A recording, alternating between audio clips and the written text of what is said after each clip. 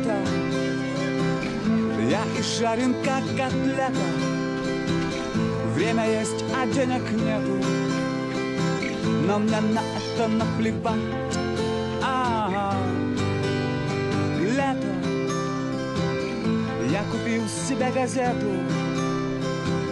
Газета есть, а пива нету. Я иду его искать. Вот лето. Сегодня сейшн Блен совета. Там будет то и будет это. А не сходить ли мне туда-да-да-да-да-да-да? Bonsoir Pascal. Bonsoir Estelle. Alors donc c'est le deuxième jour du festival de Cannes et le réalisateur Kirill Serebrennikov ne sera pas lui à Cannes puisqu'il ne peut pas sortir de son pays, mais par solidarité la ministre de la Culture Françoise Nyssen monte les marches avec ses producteurs. Hier c'était un film iranien qui était présenté. Cannes finalement c'est le reflet de l'actualité. Oui, alors la coïncidence des agendas n'est sans doute pas fortuite. Hein. Vous l'avez dit, hier c'est l'Iran qui est à l'honneur. Alors même si le nouveau film de Asghar Farhadi ne parle pas d'Iran mais d'Espagne, eh bien c'est un geste fort. Alors regardez, Asghar Farhadi était sur le tapis rouge hier avec toute son équipe, hein, le couple star, Javier Bardem et son épouse Penélope Cruz. Mais tous les réalisateurs n'ont pas cette chance, vous l'avez dit. Kirill Serebrennikov, vous voyez sur ces images tout de suite, il est toujours poursuivi en justice. Il est assigné en résidence en fait à Moscou depuis 9 mois pour une sombre affaire de détournement de fonds. En fait, c'est un prétexte.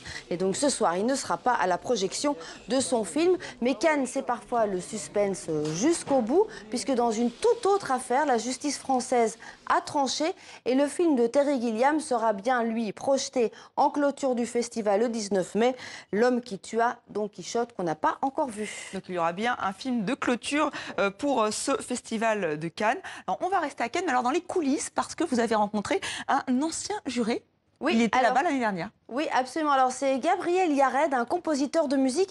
Vous le connaissez sans le connaître. C'est lui qui signe la musique notamment de L'Amant. Vous vous souvenez, Jean-Jacques Hano, césarisé en 93. C'est lui aussi qui fait la musique du Patient anglais. Vous vous souvenez, Oscar en 97. Vous avez adoré la musique de Azur et Osmar. Je suis sûre que vous vous en souvenez de Michel Oslo. Mais et parfaitement. Puis, il a travaillé et il continue à travailler d'ailleurs avec Xavier Dolan, puisqu'il a signé Juste la fin du monde. Alors, je vous propose de regarder son portrait. Nous l'avons rencontré chez lui à Paris.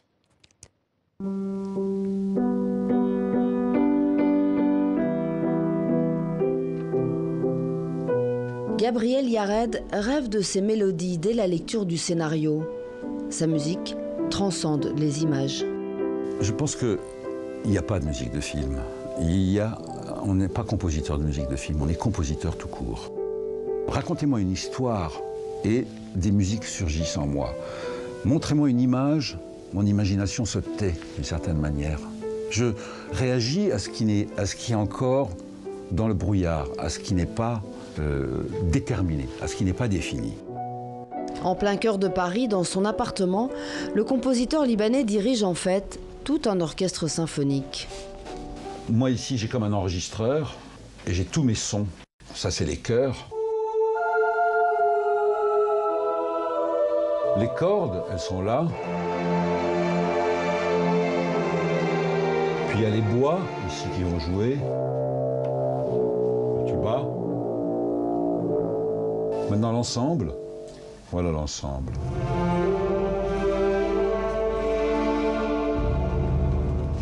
Donc si vous voulez, chaque instrument est joué ici par moi et ajouté, mais évidemment c'est écrit comme ça. Et ça donne ça, c'est ce qu'on appelle une maquette pour le film.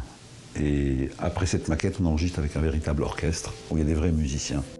De son passage à Cannes, il garde plusieurs souvenirs. C'est les jurés au jury officiel de Cannes l'année dernière. Juré malgré lui, jamais le compositeur n'a vu autant de films à la fois. Au début, j'étais très inquiet parce que j'avais dit à Thierry que je ne suis pas un grand cinéphile et sa réponse a été très directe. Il me dit ça n'a aucune importance. Aucune importance, tu es un artiste, donc j'ai besoin d'avoir ton point de vue artistique sur les films. Mais j'ai pris ça très au sérieux et je me suis préparé physiquement, comme un athlète se prépare, parce que je voulais avoir l'esprit sain, parce que Il ne s'agit pas de juger, il s'agit d'embrasser chaque fois un projet, un film, de l'embrasser rapidement puisqu'on ne peut pas le revoir. C'était une expérience formidable pour moi, vraiment formidable, où j'ai appris à aimer encore plus le cinéma, puisque je ne le connaissais pas très bien. Césarisé pour L'Amant, oscarisé pour Le Patient anglais, Gabriel Yared n'a pas fini de nous émouvoir.